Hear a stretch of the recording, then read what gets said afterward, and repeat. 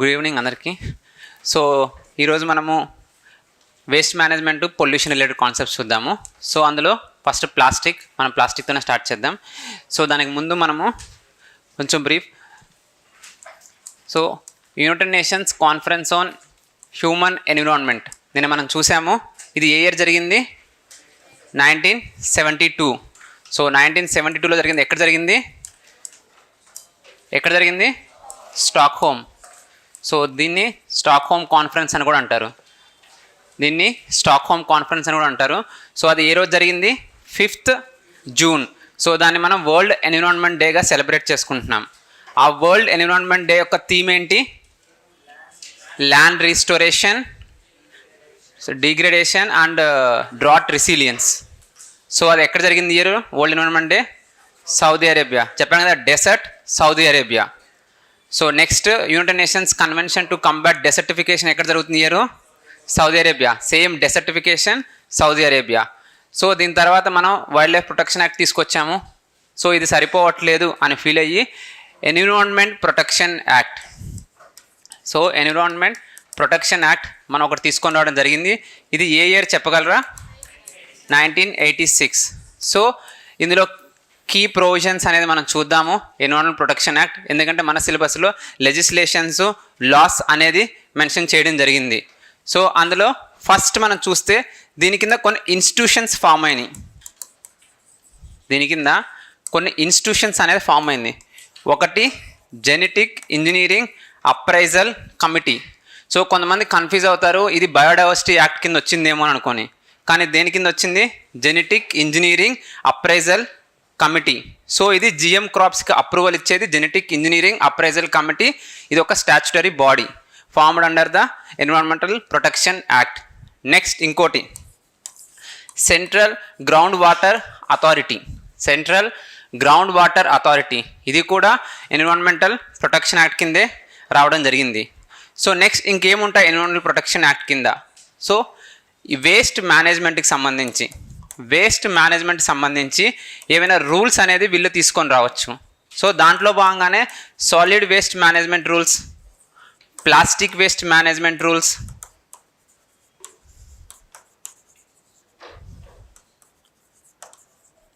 Biomedical waste management rules, e waste management rules. So ఏది వచ్చినా సరే అంటే ఒక్కొక్కసారి ఫస్ట్ స్టేట్మెంట్ కింద this is issued under environmental protection act అలా మెన్షన్ చేస్తారు మల్టీ స్టేట్మెంట్ క్వశ్చన్స్లో. కాబట్టి ఇది ఎక్కడి నుంచి వచ్చాయంటే దీనికి ఒక అథెంటిటీ, శాంక్టిటీ ఎవరిచ్చారంటే environmental protection act 1986. So next ఇంక దీని కింద ఏముంటాయి? Environmental impact assessment. So environmental impact assessment కూడా దీని కిందే వస్తుంది. సో ఇంకా ఏమైనా rules, coastal zone regulation rules, CRZ rules. So ఈ రూల్స్ ఇటువంటి కూడా ఎన్విరాన్మెంటల్ ప్రొటెక్షన్ యాక్ట్ కిందే రావడం జరిగింది. సో ఇందులో నుంచి ఇంపార్టెంట్ పాయింట్స్ మనం చూద్దాము ఈ డిఫరెంట్ యాక్ట్స్కి సంబంధించింది. సో ఫస్ట్ మనం ప్లాస్టిక్. సో ఈ ప్లాస్టిక్ వేస్ట్ మేనేజ్మెంట్ రూల్స్ ఏవైతే వచ్చాయో అందులో నుంచి ఉన్న మోస్ట్ ఇంపార్టెంట్ పాయింట్స్ ఏమున్నాయో మనం చూద్దాం. సో ఫస్ట్ మనకి లేటెస్ట్గా ఇంపార్టెంట్ వాటిలో ఒకటి ఏంటంటే 2021 అమెండ్మెంట్ రూల్స్ ఒకటి చాలా ఇంపార్టెంట్. అందులో ఏం చెప్పారంటే సింగిల్ యూస్ ప్లాస్టిక్ని బ్యాన్ చేయాలని చెప్పారు. సో అన్ని ప్రొడక్ట్స్ని కాదు, వాళ్ళకి స్పెసిఫిక్ లిస్ట్ ఆఫ్ ప్రొడక్ట్స్ ఇచ్చారు. లైక్ ప్లాస్టిక్ ప్లేట్స్ కానీ, ప్లాస్టిక్ గ్లాసెస్, ప్లాస్టిక్ స్పూన్స్, స్ట్రాలు, అటువంటి కొన్ని మాత్రమే బ్యాన్ చేయడం జరిగింది. So ban of single use plastic.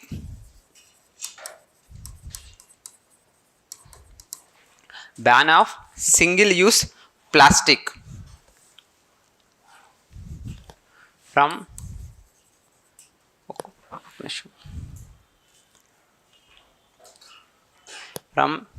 1st July 2022.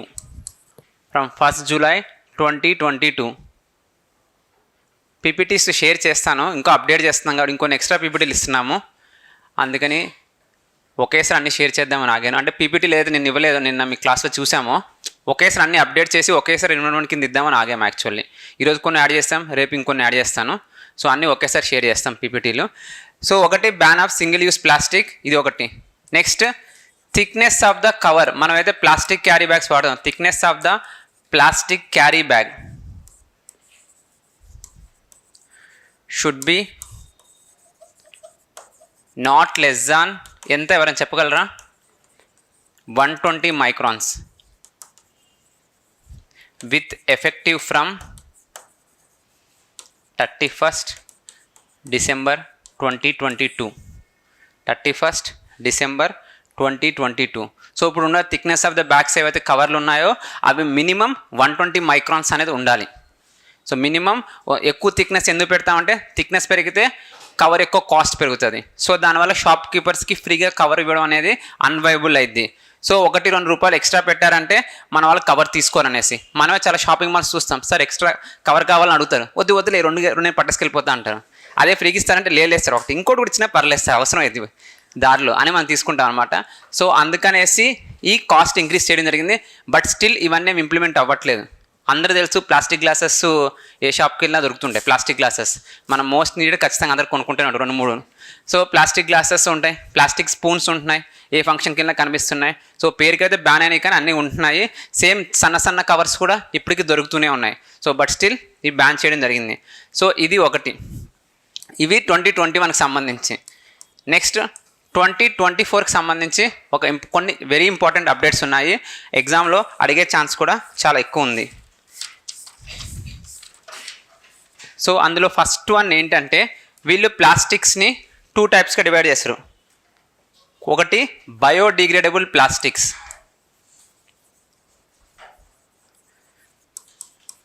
So ఈ క్లాసిఫికేషన్ ఇంపార్టెంట్. ఇంకోటి కాంపోస్టబుల్ ప్లాస్టిక్. సో మీకు ఇవి ఇందాక 2021 చెప్పాను కదా, అది నోట్స్లో లేదు, కానీ ఇది మీకు నోట్స్లో ఇవ్వడం జరిగింది. ఇందాక చెప్పిన కవర్స్ యొక్క బ్యాన్ కానీ లేకపోతే సింగిల్ యూస్ ప్లాస్టిక్ నోట్స్లో ఇవ్వలేదు. సో ఇది మాత్రం నోట్స్లో ఇవ్వడం జరిగింది, కానీ మీరు చూసుకోవచ్చు. సో దీనికి సంబంధించి ఇంపార్టెంట్ ఏంటంటే ఈ బయోడిగ్రేడబుల్ ప్లాస్టిక్ అంటే ఏవైనా లివింగ్ ఆర్గానిజమ్స్ ద్వారా న్యాచురల్గా డీకంపోజ్ అయిపోవాలి. అంటే మనం ఆ బయోడిగ్రేడబుల్ ప్లాస్టిక్ని మన భూమిలో అలా వదిలేసామంటే ఆటోమేటిక్గా కొన్ని రోజులకి అది కంప్లీట్గా డిగ్రేడ్ అయిపోవాలి. సో వాటిని బయోడిగ్రేడబుల్ ప్లాస్టిక్స్ అంటారు. అదే కాంపోస్టబుల్ ప్లాస్టిక్స్ అంటే ఇండస్ట్రియల్లీ డిగ్రేడబుల్, అంటే ఇండస్ట్రీ లెవెల్లో డిగ్రేడ్ అవ్వాలి. సో ఇప్పుడు మనం చూస్తాం కొన్నిసార్లు ప్లాస్టిక్ బాటిల్స్ అని కలెక్ట్ చేసి కొన్ని ఇండస్ట్రీస్ తీసుకెళ్ళి దాన్ని రీసైక్లింగ్ చేస్తూ ఉంటారు. సో ఇండస్ట్రీలో ఏదైనా కెమికల్స్ వాడి వాటిని డిగ్రేడ్ చేయగలిగారు అంటే అవి కాంపోస్టబుల్ ప్లాస్టిక్స్. సో అదే లివింగ్ ఆర్గానిజమ్స్ ద్వారా న్యాచురల్గా కానీ డిగ్రేడ్ అయితే అవి బయోడిగ్రేడబుల్ ప్లాస్టిక్స్. సో ఒక్కోసారి మనకి మల్టీ స్టేట్మెంట్ క్వశ్చన్స్ లాగా నార్మల్ క్వశ్చన్స్ అడగచ్చు. Which of the following, so what is meant by biodegradable plastics లేదా what is meant by compostable plastics అని అడగచ్చు అనమాట. సో కాబట్టి దీని గురించి కంప్లీట్గా తెలుసుకోవడం అనేది చాలా ఇంపార్టెంట్. సో ఇది first important point. Second important point ఏంటంటే, సో ఎవరైతే బయోడిగ్రేడబుల్ కాంపోస్టబుల్ ప్లాస్టిక్స్ తయారు చేస్తున్నారో వాళ్ళు మ్యాండేటరీగా 100% సిపిసిబి పర్మిషన్ తీసుకోవాలి. సో వాళ్ళ ప్రొడక్ట్ని బయట రిలీజ్ చేసే ముందు సిపిసిబి అంటే సెంట్రల్ పొల్యూషన్ కంట్రోల్ బోర్డు వీళ్ళ యొక్క పర్మిషన్ అనేది మ్యాండేటరీ. అదే ఫుడ్ ప్రొడక్ట్స్కి వాడుతున్నాము అనుకోండి, అంటే బిస్కెట్ ప్యాకెట్స్ కానీ మిల్క్ ప్యాకెట్స్ కానీ దేనికైనా వాడుతున్నారంటే మ్యాండేటరీ FSSAI పర్మిషన్ కూడా తీసుకోవాలి. మ్యాండేటరీ FSSAI పర్మిషన్ కూడా ఖచ్చితంగా తీసుకోవాలి. ఇది 2 పాయింట్స్. థర్డ్ పాయింట్ ఏంటంటే, సో అసలు ఒక అర్బన్ లోకల్ బాడీస్లో ఎంత ప్లాస్టిక్ కలెక్ట్ అవుతుందో ఎవరికైనా అవగాహన తెలుస్తుందా? గవర్నమెంట్ అథారిటీస్ దగ్గర కరెక్ట్ ఇన్ఫర్మేషన్ అనేది ఉంటుందా? ఎవరి దగ్గర ఉండట్లేదు. అసలు ఇండియాలో ఎంత ప్లాస్టిక్ జనరేట్ అవుతుందో కూడా తెలియదు. కానీ according to latest global plastic pollution ranking ప్రకారం India is the top most in plastic pollution. మనదే ఫస్ట్ ర్యాంక్ ఉంది. సో ఎక్కువ ప్లాస్టిక్ పొల్యూషన్ ఎవరు చేస్తున్నారంటే మనమే చేస్తున్నాం, ఇండియానే. సో కానీ సిటీ లెవెల్లో ఎంతెంత ప్లాస్టిక్ జనరేట్ అవుతుందో ఎవరికి అవగాహన ఉండట్లేదు. అందుకని ఈ రూల్స్లో ఇప్పటి నుంచి mandatory local bodies every year by 30th June, so ఆ ఇయర్లో 30th జూన్కి లోపల ఎంత ప్లాస్టిక్ పొల్యూషన్ వచ్చిందో లాస్ట్ 1 yearలో అనేది పబ్లిష్ చేయాలి. సో ఒక యాన్యువల్ రిపోర్ట్ అదేంటంటే ఎంత వాళ్ళ సిటీలో ఎంత ప్లాస్టిక్ అనేది జనరేట్ చేశారు అనే ఇన్ఫర్మేషన్ని 30th జూన్కి ఖచ్చితంగా 100% ప్రొవైడ్ చేయాలి. సో అది important point. Next important point ఏంటి?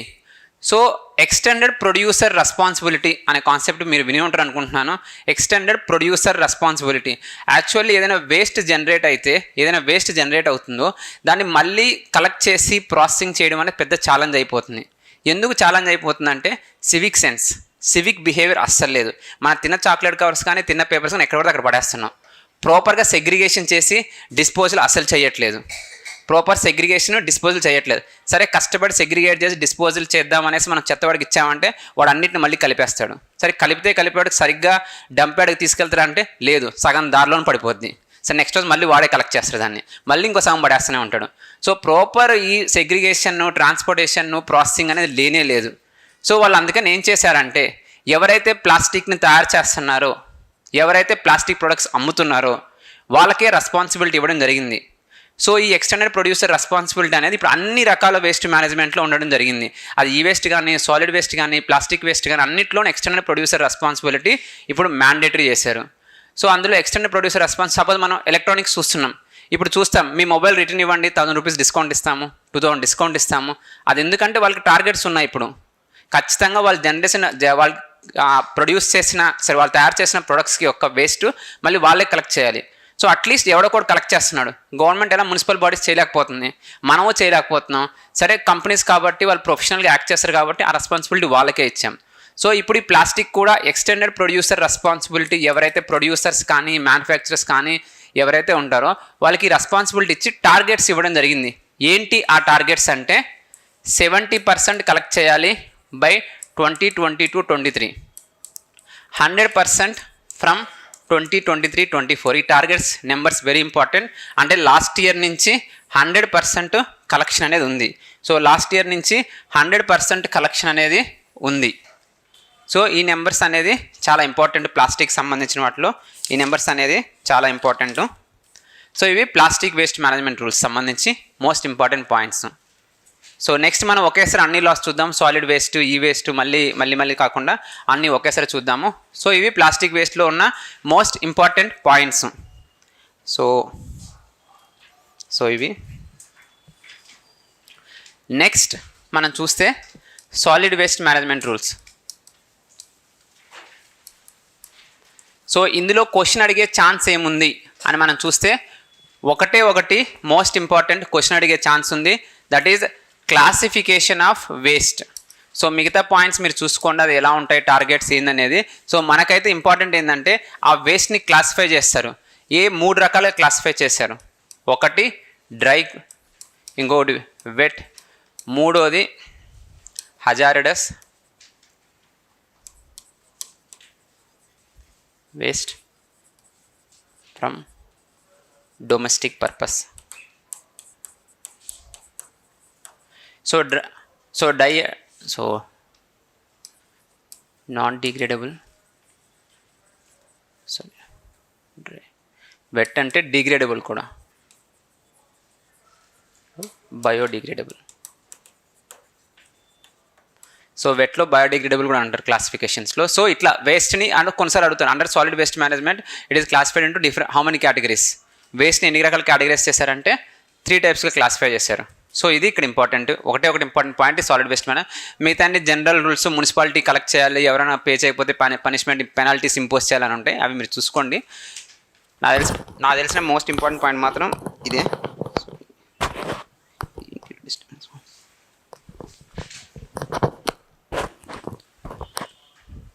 సో నెక్స్ట్ మనం చూద్దాము ఈ వేస్ట్ రూల్స్.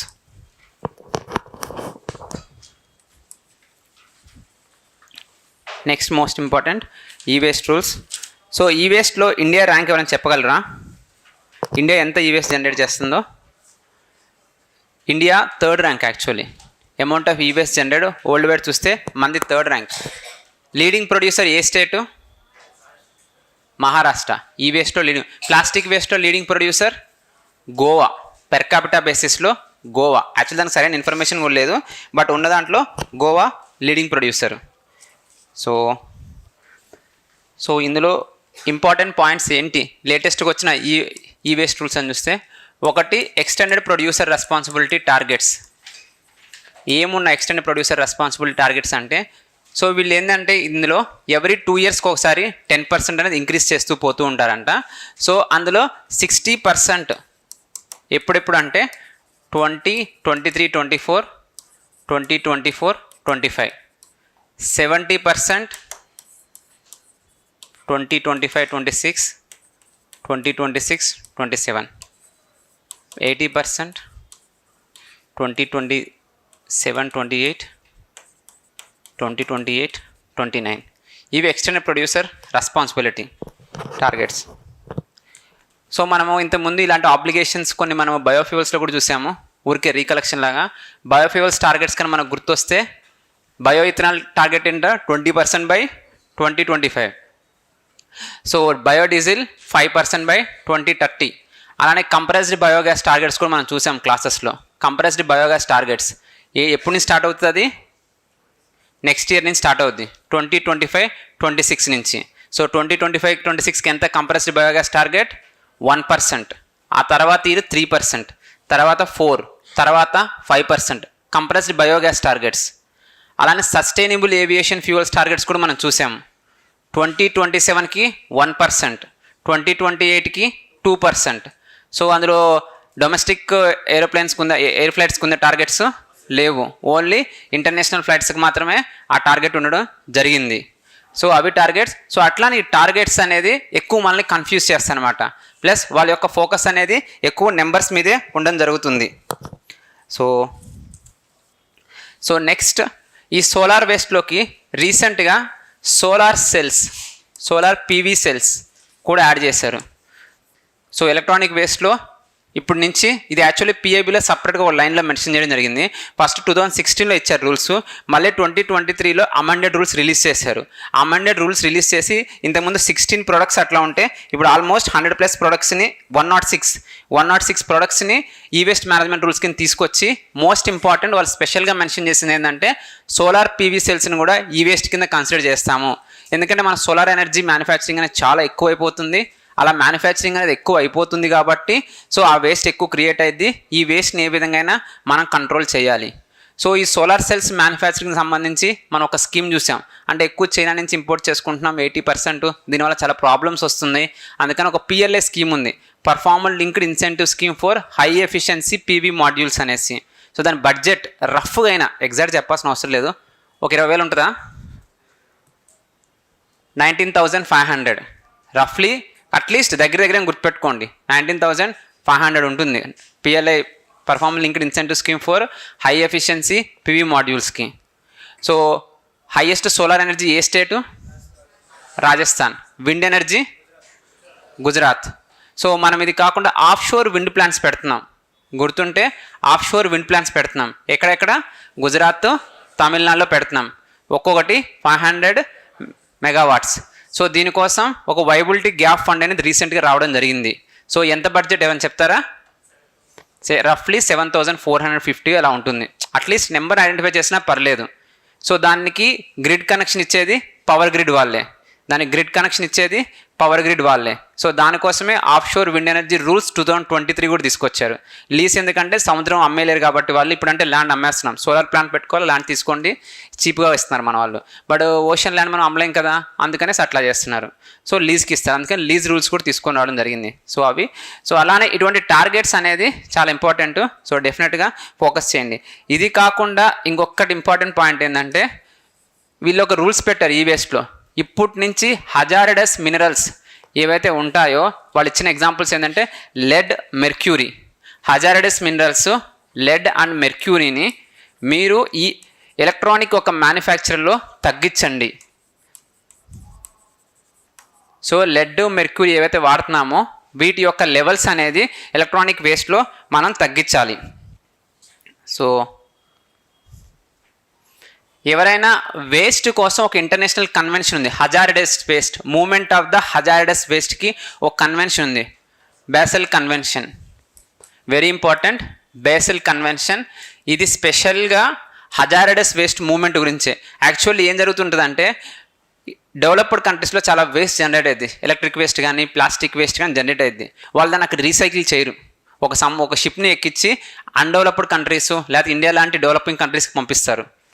మన వాళ్ళు ఎలా పేదోళ్ళు కాబట్టి సో మనకి ముందు మనీ ఇన్కమ్ ఇంపార్టెంట్, ఈ పొల్యూషన్ ఈ హెల్త్ పెద్ద ప్రయారిటీ ఉండదు కాబట్టి మన వాళ్ళు ఆ సెక్టార్లో పనిచేస్తున్నారు.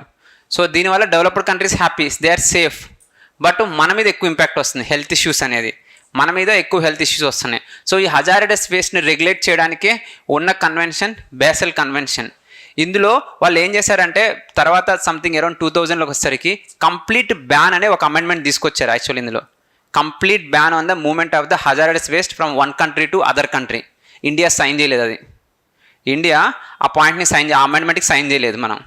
ఎందుకంటే దాని మీద డిపెండ్ అయ్యి చాలామందికి ఎంప్లాయ్మెంట్ ఉంది ఇండియాలో, దాని మీద డిపెండ్ అయ్యి అక్కడ వచ్చే వేస్ట్ని రీసైక్లింగ్ కానీ ప్రాసెసింగ్ కానీ చేయడానికి మన మీద చాలామంది డిపెండ్ అయి ఉన్నారు. సో అందుకనేసి మనం సైన్ చేయలేదు. ఒకవేళ మీకు అడిగితే ఒకవేళ ఎగ్జామ్లో అడిగితే గుర్తుపెట్టుకోండి, బేసిల్ కన్వెన్షన్ సైన్ చేసాం, బట్ కంప్లీట్ ఒక అమెండ్మెంట్ తీసుకొచ్చారు, complete ban on the movement of the hazardous waste from one country to other country అనే అమెండ్మెంట్కి మనం సైన్ చేయలేదు. ఎందుకంటే దాని మీద డిపెండ్ అయ్యి మన దగ్గర చాలామంది ఉన్నారు కాబట్టి ఎంప్లాయ్మెంట్కి. సో అది ఒకటి గుర్తుపెట్టుకోండి. సో బేసిల్ కన్వెన్షన్ ఏంది, movement of the waste from one country to other country. So అది ఇది ఈ వేస్ట్కి సంబంధించిన పాయింట్. సో నెక్స్ట్ సో ఇవి ఇంపార్టెంట్ వేస్ట్ రూల్స్. ఇంకేమైనా ఉన్నాయో చూస్తున్నాను. సో ఇంకొకటి బ్యాటరీ వేస్ట్ మేనేజ్మెంట్ రూల్స్. ఇప్పుడు వచ్చింది battery waste management rules. So ఇది 4 కేటగిరీస్. ఇది నేను నోట్స్లో కూడా ఇవ్వలేదు actually. 4 categories battery waste management rules, 4 categories. So రాసుకోండి 4 కేటగిరీస్ ఇంపార్టెంట్, ఎగ్జామ్లో అడగచ్చు. First one red colour. 4 కేటగిరీస్కి 4 కలర్స్ ఇచ్చారు, red, yellow, blue, black, 4 colours. Red plastic waste, అంటే సిరంజెస్ కానీ దేని నుంచి వచ్చిన ప్లాస్టిక్ వేస్ట్. సో ఎందుకంటే మనం ఎక్కువ బ్యాటరీ మనం వాడడం మొదలు పెట్టాము, సో కాబట్టి మనం తెలుసుకోవాలి.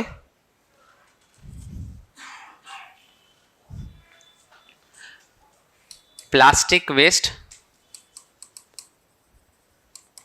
From syringes. సో మనం ఏదో సిరంజ్లో అవి వాడుతుంటామో వాటి నుంచి వచ్చే ప్లాస్టిక్ వేస్ట్. ఎల్లో ఏంటంటే బ్యాండేజెస్ ఓర్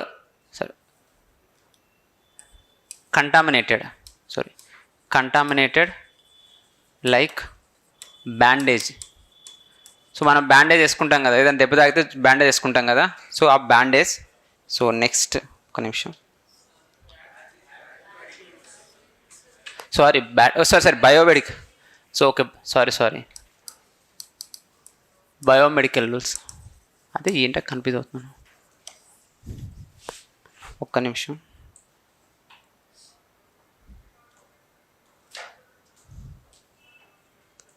సో నేను సైట్స్ చెప్పాను కదా, సైట్స్ సమార్కండ్లోనే. నెక్స్ట్ ఇయర్ మన సైట్స్ సమ్మిట్ గురించి మనం డిస్కస్ చేస్తాం. నెక్స్ట్ సమ్మిట్ ఎక్కడ అవుతుందంటే అది సమార్కండ్లోనే అవుతుంది. సో ఇది biomedical waste rules. So blue colour వచ్చేసరికి ప్లాస్టిక్, అది చూసాం.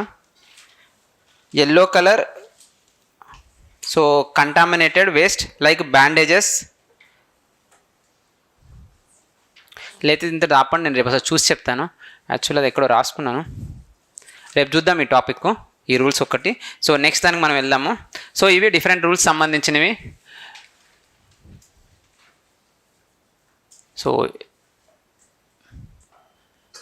ఎస్, మన వాళ్ళు అప్డేట్గా ఉన్నారు, కొంతమంది స్టూడెంట్స్ షార్ప్గా ఉన్నారు. So yellow for tissues or some body parts. So tissue కానీ బాడీ పార్ట్స్ కానీ మనం బ్యాండేజ్లు ఏవైతే వేస్తామో అది ఎల్లోకి సంబంధించింది. Blue for glass based waste. So glass based waste ఏమైనా వచ్చిందంటే that is blue. So black metals. So గుర్తుపెట్టుకోవాలి. సో మెటల్స్ ఎక్కువ బ్లాక్ కలర్లో ఉంటాయి కాబట్టి బ్లాక్ కలర్ వేస్ట్. వాటర్ మనం గ్లాస్లో పోసుకొని తాగుతాం కాబట్టి వాటర్ బ్లూ కలర్ కాబట్టి బ్లూ.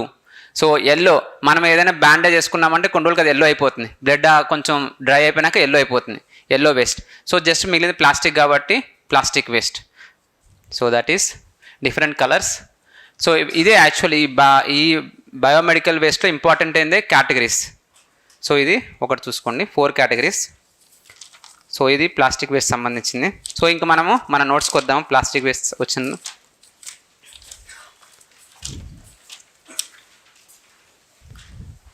సో మనం నిన్న ఎర్త్ డే చూసాం కదా. ఎర్త్ డే ఏ రోజు ఎర్త్ డే? ఫస్ట్ అది ఎవరిస్తారు? WWF world wide fund earth day celebrate చేసుకుంటారు. అది ఇయర్ March 22 జరిగింది. దాని యొక్క theme planet versus plastics. Planet versus plastic. So అక్కడ కూడా ప్లాస్టిక్ అనేది ఉంది. సో నెక్స్ట్ అసలు ఎందుకు ఇంత ఇంపార్టెంట్ ప్లాస్టిక్స్ అసలు అంటే యాక్చువల్లీ మన హ్యూమన్ సివిలైజేషన్లో one of the greatest material ఇన్నోవేషన్స్లో ప్లాస్టిక్ ఒకటి ఉంటుంది. జస్ట్ ఇమాజిన్ మన చుట్టుపక్కల ప్లాస్టిక్ లేకపోతే పరిస్థితి ఏంటి? మనం వాటర్ ఎలా తాగుతాము?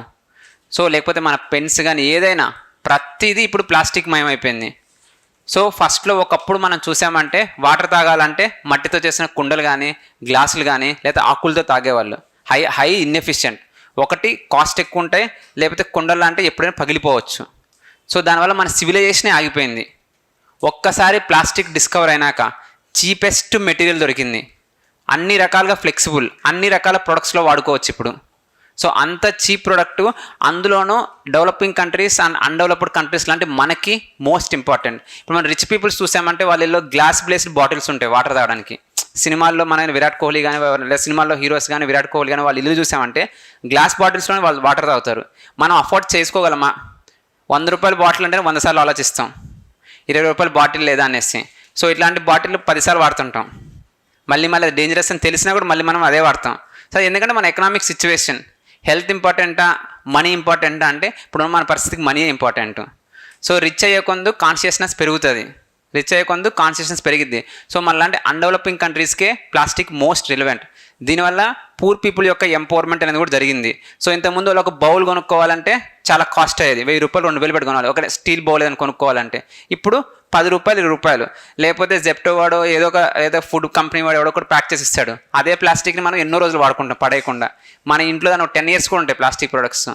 సో అది మన ఎకనామిక్ సేవింగ్స్లో చాలా కీ రోల్ ప్లే చేసింది. సో అటువంటి ప్లాస్టిక్ అనేది వెళ్ళిపోవడం అనేది చాలా కష్టం. ఆ ప్లాస్టిక్ అనేది వెళ్ళిపోవడం చాలా కష్టం. అందుకే ఎంత బ్యాన్ చేసినా కూడా పోవట్లేదు. ఇంకో కారణం ఏంటంటే ఆల్టర్నేట్ ప్లాస్టిక్ ప్రొడక్ట్స్ అనేది ఇంకా డెవలప్ అవ్వలేదు. ఆ టెక్నాలజీస్ కూడా ఇంకా డెవలప్డ్ కంట్రీస్ దగ్గర ఉన్నాయి, వాళ్ళు మనకి ఇవ్వట్లేదు. సో అది ఇంకో ప్రాబ్లం. సో అందుకని ఈ ప్లాస్టిక్ వేస్ట్ని అనుకున్నంత ఈజీగా కంటైన్ చేయడం. కవర్లు ఆపేయండి అనగానే ఎవరు ఆపేయలేడు, కవర్లు చాలా కష్టం ఆపేయడం. సో ఫస్ట్ అది దానికి సంబంధించిన ఇన్ఫర్మేషన్. సో మనము స్టార్ట్ చేద్దాం ప్లాస్టిక్. సో ఇంకొక పాయింట్ ఏంటంటే ఈరోజు న్యూస్లో ఉంది actually global plastic treaty. Global plastic treaty notes ఏం అవసరం లేదు, ఎందుకంటే అది ఇంకా సైన్ అవ్వలేదు. సరే రాసుకో. ఓకే, గ్లోబల్ ప్లాస్టిక్ ట్రీటీ రాసుకుని లేకపోతే negotiations in south Korea. So ఇప్పుడు ఒక మీటింగ్ జరుగుతుంది సౌత్ కొరియాలో ఒక గ్లోబల్ ప్లాస్టిక్ ట్రీటీ కోసం. అంటే అన్ని కంట్రీస్ ఏకమై ఒక ప్లాస్టిక్ని కంట్రోల్ చేయాలి అనే ఉద్దేశంతో ఒక గ్లోబల్ ప్లాస్టిక్ ట్రీటీ. ఇంతకుముందు ఆల్రెడీ యుఎన్లో అన్ని కంట్రీస్ ఒప్పుకున్నాయి ఒక గ్లోబల్ ప్లాస్టిక్ ట్రీటీ కావాలి, అందరూ కంట్రోల్ చేయాలి ప్లాస్టిక్ని అనేసి. కానీ దానికి ఒక గైడ్ లైన్స్ ఏం చేయాలి, దానికి ఒక ఫండ్, దానికి ఒక మానిటరింగ్ మెకానిజం ఏదో కావాలి కదా. దానికి సంబంధించిన రూల్స్ మాట్లాడుకోవడానికి గ్లోబల్ ప్లాస్టిక్ ట్రీటీ అనే సైన్స్ ఇంకా అవ్వలేదు, ఫైనల్ కన్క్లూజన్ స్టేజ్లోకి వచ్చింది నెగోసియేషన్స్. సో రీసెంట్గా ఎక్కడ అవుతున్నాయి నెగోసియేషన్స్ అంటే సౌత్ కొరియాలో అవుతున్నాయి నెగోసియేషన్స్. సో ఇంకా ట్రీటీ వస్తే కానీ మనకు కంప్లీట్ ఇన్ఫర్మేషన్ అనేది రాదు. సో అది లేటెస్ట్ న్యూస్, హాట్ న్యూస్ అది. సో ప్లాస్టిక్లో ఫస్ట్ పాయింట్ చూద్దాం. మనం ఏం రాసుకున్నాం అనేది చూద్దాము. So first point India top most producer of plastic. So అదే first point, India top most producer of the plastic. So global wide ఎవరు హైయెస్ట్ అంటే మనమే. స్టేట్స్లో హైయెస్ట్ ఎవరంటే పెర్ క్యాపిటా బేసిస్లో Goa is the leading producer of the plastics. So next second one so plastic roads వస్తున్నాయి ఇప్పుడు. So మనం ఇంతకుముందు బిటుమినస్ రోడ్ చూసాం ఇంతకుముందు. సో ఫస్ట్ మన ఎగ్జామ్లో అడిగింది స్టీల్ స్లాగ్ రోడ్ అని నేషనల్ హైవే 66లో గోవాలో కట్టడం జరిగింది, జిందాల్ వాళ్ళు కట్టారు అనేది మనం చూసాం. అది మన ఎగ్జామ్లో ఆల్రెడీ అడిగేశారు. అలా కాకుండా బయో బిటుమినస్ రోడ్ మనం మొన్న క్లాస్లో చూసాము వేస్ట్ ఎనర్జీ దగ్గర. సో బయో బిటుమినస్ రోడ్ 35% ఏ ప్రోడక్ట్ యూస్ చేస్తాం అందులో? లిగ్నిన్. సో లిగ్నిన్ అనే ప్రోడక్ట్ని మనము బయో బిటుమిన్ 35% బ్లెండింగ్ చేస్తాము. బ్లెండింగ్ చేసి దాంతో రోడ్లు వేస్తాం. బిటుమినస్ రోడ్ అంటే తార్ రోడ్లు, మనం వేసే తార్ రోడ్లు, దానివల్ల పొల్యూషన్ కంట్రోల్ అయింది, హెల్త్ కూడా ఎఫెక్ట్ అయింది, సో హెల్త్ కూడా సేవ్ అవుతుంది. ఇది ఎక్కడ ఈ రోడ్ వేస్తున్నారు, ఏ స్టేట్లో? యూపీ, ఉత్తరప్రదేశ్లో వేస్తున్నారు రోడ్డు.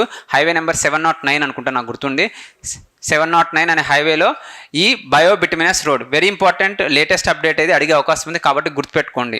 యూపీలో బయోబిటుమినస్ రోడ్ వేస్తున్నారు, అందులో వాడే ప్రోడక్ట్ లిగ్నిన్. సో అలానే ప్లాస్టిక్ యూస్ చేసుకొని కూడా రోడ్ వేస్తున్నారు.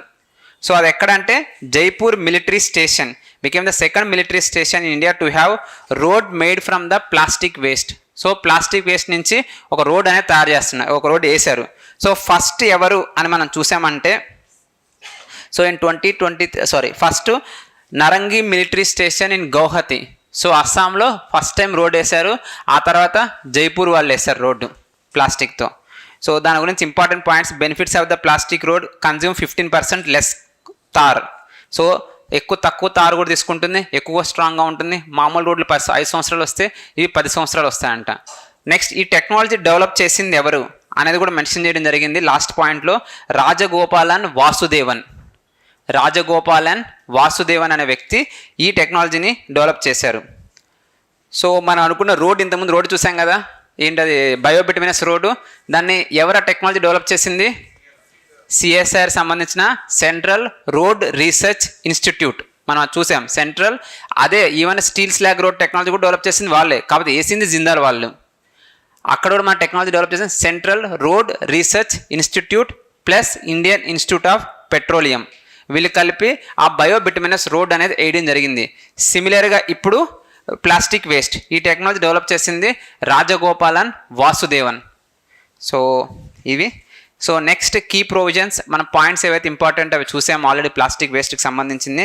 Next important one, global conclave on plastic recycling and sustainability. Very important. Global summit చూడండి, గ్లోబల్ అనేది important. International green hydrogen conclave ఎక్కడ జరిగింది? న్యూఢిల్లీ. కనీసం ఇండియాలో జరిగిందని గుర్తుంది కదా, ఇండియాలో జరిగింది, అది కూడా న్యూఢిల్లీలో జరిగింది. రీఇన్వెస్ట్ అనే సమ్మిట్ ఎక్కడ జరిగింది?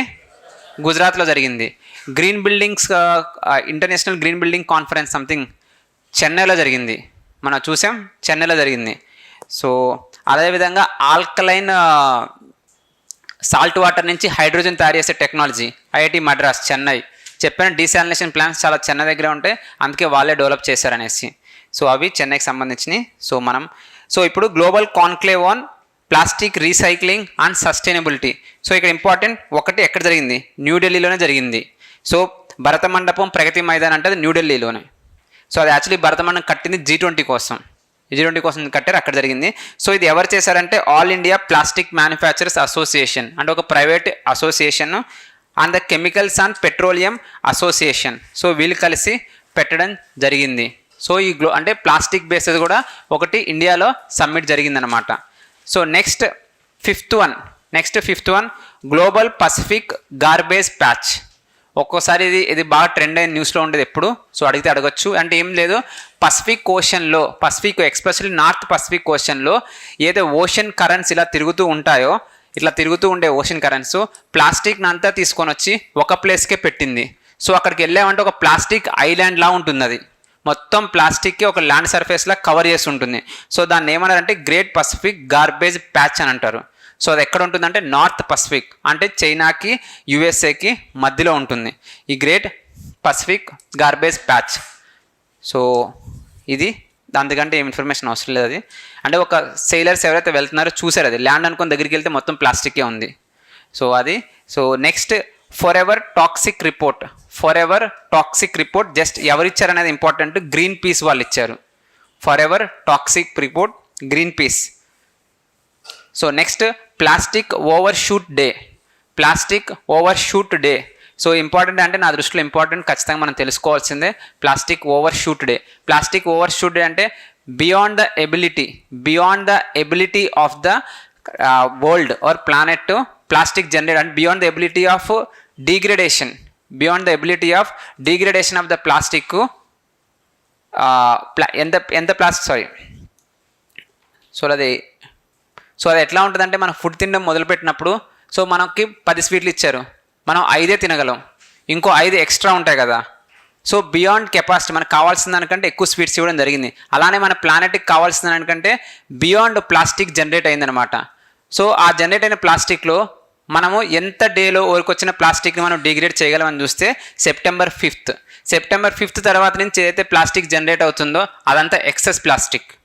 సో మనం డిగ్రేడ్ చేయలేకపోతున్నాం ఆ ప్లాస్టిక్ని, అంటే అది ఎక్స్ట్రా వేస్ట్ కింద మన ప్లానెట్లో ఉండిపోతుంది.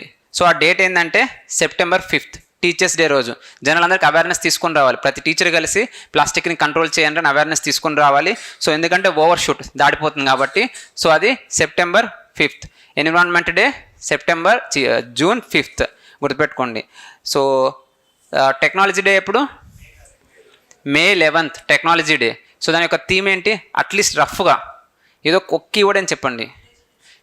నో అది science day. Schools, startup innovation at the school level promote చేయడం అనేది టెక్నాలజీ డే. సో అదే science day indigenous technologies for Viksit Bharat. National space day August 23rd. Moon, touching human lifes from touching moon, while touching moon, the space India space saga. So మనం back వద్దాం. Plastic overshoot day అది అయిపోయింది. Next global efforts, ఈ ప్లాస్టిక్ని control చేయడానికి international efforts ఏమేమి ఉన్నాయి అనేది ఇవ్వడం జరిగింది. సో యాక్చువల్లీ ఇది ఏంటంటే ఎక్కువ మెరైన్ పొల్యూషన్కి సంబంధించిన ఇప్పటివరకు వచ్చిన అగ్రిమెంట్స్ అన్నీ, ఇంకా గ్లోబల్ ప్లాస్టిక్ ట్రీటీ లాంటిది ఇంకా ఏమీ రాలేదు. మెరైన్ పొల్యూషన్ కంట్రోల్ చేసే దాంట్లోనే ప్లాస్టిక్ పొల్యూషన్ కూడా ఇప్పటివరకు మనం మేనేజ్ చేస్తున్నాం. సో అందులో first one 1972 prevention of marine pollution by dumping waste and other matter. So దీన్ని లండన్ కన్వెన్షన్ అని కూడా అంటారు. సో మనం వెళ్ళే సముద్రం వెళ్ళేటప్పుడు అట్లాగా చెత్త అంతా అందులో పడేయకండి, ఎందుకంటే అందులో ఉన్న మెరైన్ ఆర్గానిజమ్స్ అనేది ఎఫెక్ట్ అవుతున్నాయి అనే దృష్టితో ఇది తీసుకొచ్చారు.